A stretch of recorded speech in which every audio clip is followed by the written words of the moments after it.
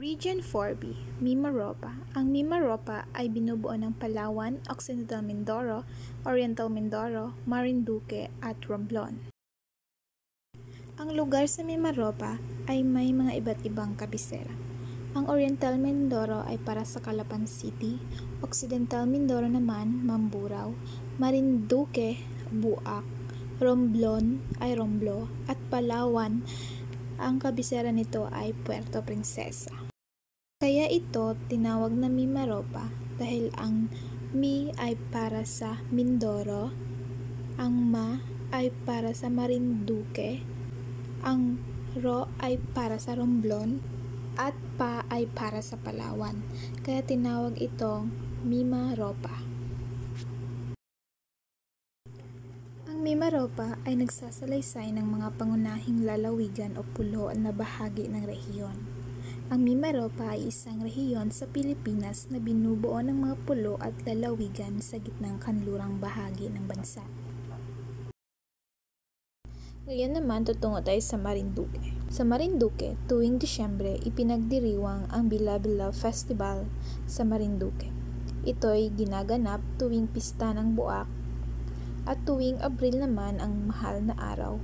Ginaganap naman ang Mariones Festival. At ito'y ipinagdiriwang taon-taon upang ipakilala ang kulturang Marinduqueño. Marinduque ay may iba't iba ring mga magagandang tanawin katulad ng Mongpong Island, Mount Malindig, St. Joseph Parish, at Tres Reyes Island.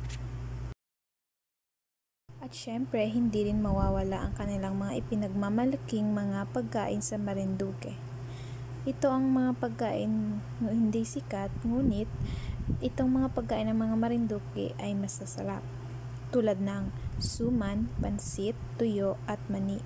Food is life nga ika nila. Ang tahong ay isa sa mga sikat na pagkain sa Marinduque.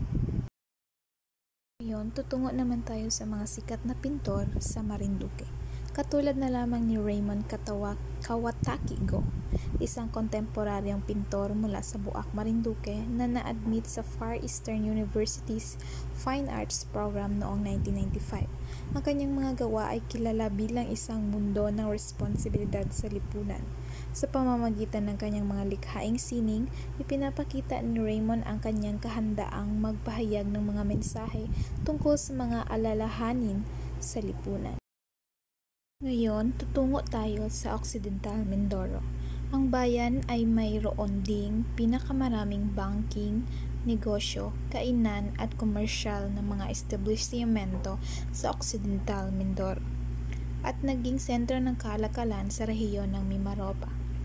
Ang mga pangunahing lokal at internasyonal na pang-export ay kinabibilangan ng bigas, asin at pinorsesong milkfish. Ang pangunahing hanap buhay naman sa Mangyan ay ang panghahalaman at pinagkakakitaan na rin sa kapatagan ang pagmamarmol, pag-aasin, pagbubuhangin at graba. Meron ding mga pagkain sa Occidental Mindoro. Katulad na lamang ng banana chips, sa Occidental Mindoro makikita ka ng mga banana chips na gawa mula sa sariwang saging. Ito ay isang masarap na snack. At ang isa naman ay ginataang puso ng saging. Ito ay gawa sa kombinasyon ng mga bulaklak ng saging, puso ng saging, diced pork at chili peppers na niluto sa sarsa ng niyog.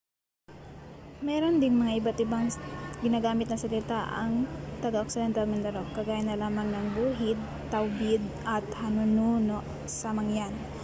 Ang buhid ay isang wika ng mga katutubong Mangyan sa Mindoro. Ito ay isang indigenous language na patuloy na ginagamit sa kanilang komunidad. Ang taubid naman ay isa pa sa mga wika ng mga Mangyan sa Mindoro.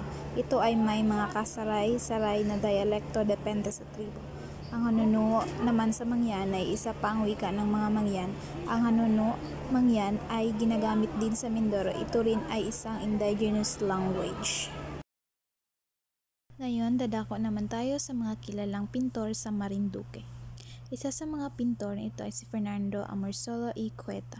pinanganak noong Mayo 30, 1892 at namatay noong Abril 24, 1972, ay isang portraitist at pintor ng mga tanawin sa kanayunan ng Pilipinas. Tinaguri ang Grand Old Man of the Philippine Art. Siya ang kauna-unahang kinilala bilang pambansang alagad ng sining ng Pilipinas. At ang kanyang halimbawa na gawa ay ang A Portrait of a Wealthy Woman and a Small Collection. At ang susunod naman ay si Rafael Arenillo Cusi. Kilala rin bilang Popoy. Siya ang pangunahing watercolorist ng bansa. Siya ay napakahusay sa iba't ibang mga paksa. Mula sa semi-abstract na tanawin hanggang sa sabong, isang basket ng prutas hanggang sa walang pangalang hubad na babae. Kilala siya sa kanyang mga coral reef paintings. Ngayon dadako naman tayo sa kanilang mga festival. Ang isa sa kanilang festival ay isang Tamaraw Festival. Tamaraw Festival, ang buwan ng Tamaraw ay ipinagdiriwang tuwing ika-1 ng Oktubre. Ito ay isang buwang pagdiriwang ng endemic na tamaraw. Ito ay para bigyang importansya at paalala ng napangalagaan at protektahan ang tamaraw. Dadako naman tayo sa Arawatan Festival. Ang Arawatan Festival ay isang founding anniversary na ipinagdiriwang sa lalawigan ng Occidental Mindoro tuwing ika-15 ng Nobyembre. Isang linggong pagdiriwang, ang mga pangunahing aktibidad ay nagaganap sa Mamburao, ang kabisera ng lalawigan ng Occidental Mindoro. Oriental Mindoro. Ang Oriental Mindoro o Filipino, Silangang Mindoro, Castilla, Mindoro Oriental ay isang lalawigan ng Pilipinas na matatagpuan sa rehiyong Mimaropa sa Luzon. Ang lungsod ng Calapan ang kabisera nito at sinasakop ang silangang kalahati ng pulo ng Mindoro. Occidental Mindoro ang nasa kanlurang kalahati. Sa silangan ng lalawigan naroon ang Dagat Sibuyan at Romblon. Sa Oriental Mindoro ay mayroon ding mga magagandang tanawin katulad na lamang ng Puerto Galera, Apo Reef, at Nujan Lake. Ang Nujan Lake ay pinangalan sa munisipalidad ng Nujan, ang pinakamalaking munisipalidad sa lalawigan ng Oriental Mindoro. Ang pangalang Nujan ay nagmula sa lokal na alamat ng nauuhaw si Juan, literal na nauuhaw si Juan na hindi pa rin tiyak ang bisa nito. Hindi rin mawawala ang kanilang mga masasarap na pagkain. Narito ang isa sa mga halimbawa ng kanilang mga masasarap na pagkain na pwedeng pampasalubong sa mga pamilya. Ngayon, dadako tayo sa lalawigan ng Romblon. Romblomanon ay isa sa mga dialekto na sinasalita sa isla ng Romblon sa rehiyong Mimaropa. Ito ay isang wikang katutubo ng mga taong naninirahan sa Romblon at may sariling sistema ng komunikasyon at kultura. Mga arts sa Romblon. Kilala ang Romblon bilang Marble Country of the Philippines dahil sa karamihan ng deposito ng marmol dito na pangunahing ginagamit sa construction at eskultura. Sa katunayan, pinaniniwalaan na ang mga ilalim ng mga isla ay gawa sa marmol. Ngayon naman, dadako tayo sa kilalang manunulat sa Romblon. Si Nestor Vicente Madali Gonzales ay isang kilalang Pilipinong novelista, kwentista, essayist at makata. Ipinanganak siya noong September 8, 1915. Siya ay itinanghal bilang pambansang alagad ng sining ng Pilipinas para sa panitikan noong 1997. Isa siya sa mga miyembro ng Board of Advisors ng Likhaan, the University of the Philippines Creative Writing Center. Siya rin ang naging unang editor ng Diliman Review at unang pangulo ng Philippine Writers Association. Mga libro na kanyang sinulat ay The Winds of April noong 1941, The Bamboo Dancers noong 1959, A Season of Grace noong 1956, Work on the Mountain noong 1995 at madami pang iba. Next, mga pagkain sa Romblon. Sarsa. Ang lutuing ito ay gawa sa mga maliit na hipon na nahuli mula sa mga ilog. Hinahalo ito kasama ang young coconut at sili. Pagkatapos, ito ay ibinabalot sa mga dahon ng niyog na nagbibigay ng lokal at masarap na lasa. Ito ay kinakain kasama ng kanin. Taghilaw. Ang taghilaw ay binubuo ng karne ng baboy at bituka na niluto sa suka.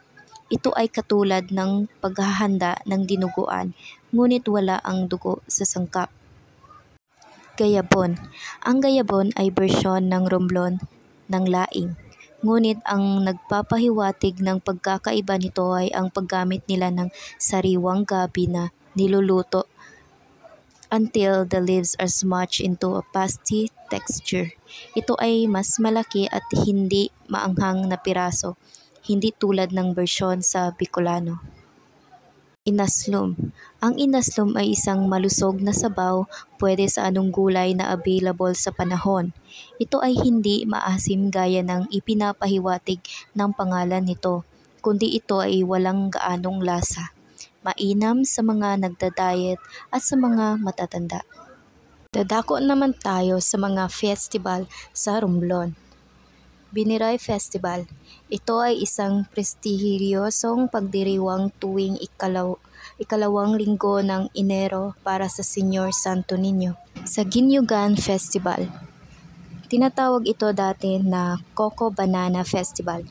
Ito ay isang taunang pista sa Alcantara, Romblon, tuwing Marso 21. Ipinagdiriwang nito ang kasaganaan ng mga produkto ng agrikultura gaya ng saging at niyog. Talabukon Festival. Ito ay isang relihiyosong pagdiriwang sa bayan ng Look, lalawigan ng Romblon, na ginaganap tuwing ikatlong linggo ng Abril. Ipinagmamalaki nito si Saint Joseph, ang patronong santo ng bayan. Mga sikat na pasyalan sa Romblon. Mount Giting-Giting. Ito ay mataas na bundok na paboritong akyatin ng mountaineers. May mga magagandang tanawin mula sa tuktok at makakakita ka ng mga uri ng halaman na hindi mo matatagpuan sa ibang lugar. Cascaro Islet. Karamihan ng mga island hopping tour isinasama ang isang hantungan sa kalapit na Cascaro Islet, kung saan maaari kang mag-cliff jumping. Carabao Island. Ito ay isang maliit na isla sa lalawigan ng Romblon, kilala sa lokal bilang hambil ng mga taga roon, sa mas magarang pangalang Isla de Carabao. Next, dadako naman tayo sa lalawigan ng Palawan. Ito ay kilala bilang Las Ecological Frontier, isa sa pinakamayaman na lalawigan sa bansa pagdating sa biodiversity. Cuyonon, pangunahing dialekto na ginagamit partikular sa Cuyo Island. Agutay-Nen, ito naman ay isang dialekto na ginagamit sa Agutaya, isang isla sa Palawan. Ang mga pangunahing mga hanap buhay sa Palawan ay ang pagsasaka at pangingisda. Ito ang mga pangunahing produkto ng Palawan. Cashew nuts or kasoy, honey, buti-buti, dried fish or daing, tuna oil in the jar, turmeric and ginger tea. Mga pagkain sa Palawan. Baker's Hill Ube Pastillas Hopia. Maraming turista ang pumupunta sa Baker's Hill upang matikman ang kanilang masarap na ube pastillas hopia. Crocodile sisig. Isa sa mga pagkain sa Palawan na magpapasarap sa inyong panlasa ay ang kilalang crocodile sisig. Ito ay isa sa mga eksotikong pagkain sa isla na kinahuhumalingan subukan ng mga turista. Danggit lamayo. Marinadong danggit sa suka na may bawang at paminta. Ito ang bersyon ng danggit sa Palawan. kung saan ito'y inuulam muna sa espesyal nitong marinade bago iluto sa kawali. Nougat, isang pampatamis na dapat mong subukan sa iyong paglalakbay sa Palawan. Ito ay halos gawa sa Palawan nougat, wild honey and wool cashew nuts. Tamilok, isang espesyal na malus ceviche na gawa sa uod ng punong kahoy. Ito ay karaniwang inihahain na may suka at sili para sa mas masarap na lasa. Ngayon naman, dadako tayo sa mga sikat na pasyalan sa Palawan. Puerto Princesa Underground River. Isa ito sa mga The New Seven Wonders of Nature at kilala sa kanyang maalamat na underground river. Makikita mo rito ang mga magagandang stalactite at stalagmite formations. El Nido, kilala ito sa kanyang mga magagandang limestone cliffs, malinis at malinaw na mga tubig at kakaibang marine biodiversity. Tubataha Rifts Natural Park. Kabilang ito sa UNESCO World Heritage Site at isang world-class na marine sanctuary. Ito ay may malawakang mga coral reefs, malalaking isda at iba't ibang uri ng marine life. Coron, kilala ito sa kanyang mga magagandang limestone formations, mga Japanese shipwrecks mula sa World War II at mga malalalim na crystal clear na mga tubig. Ngayon naman, dadako tayo sa sikat na artist ng Palawan. Neil Sencillo, nagtapos ng sining na may pangunahing kurso sa advertising mula sa Far Eastern University.